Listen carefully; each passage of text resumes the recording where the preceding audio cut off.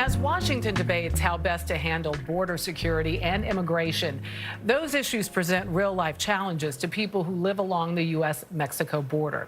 Take, for example, the Tohono O'odham Nation. Their reservation stretches across 2.7 million acres of the Sonoran Desert, but members of the tribe live on both sides of the border.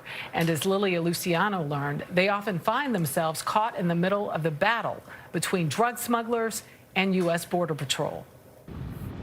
An hour away from Tucson, Arizona, and another two traveling through the unpaved roads of the Sonoran Desert towards the border, we arrived at the first building structure for miles. We're in Tohono O'odham Nation, about 4 miles away from the border with Mexico, visiting Francine. She's lived here all of her life, and she frequently receives migrants, traffickers, and Border Patrol all coming through her property.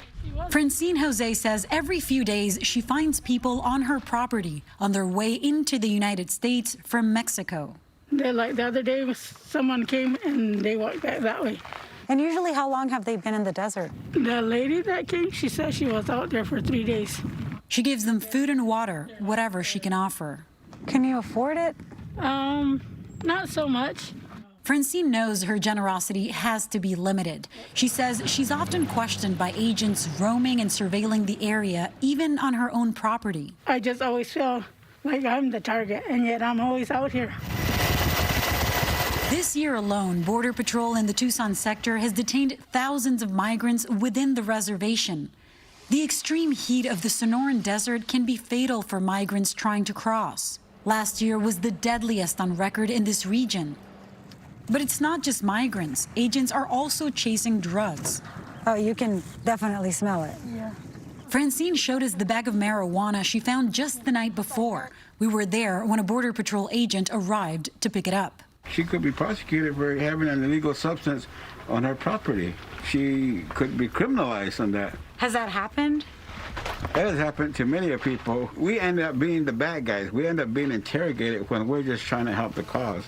Verlon Jose is Francine's cousin and the former vice chairman of Tohono O'odham Nation. He says the Tohono O'odham communities exist amid a tug of war between the organized crime groups trafficking people, drugs, money, and weapons through their land and the militarized enforcement agencies that work to stop them. You think he's following someone?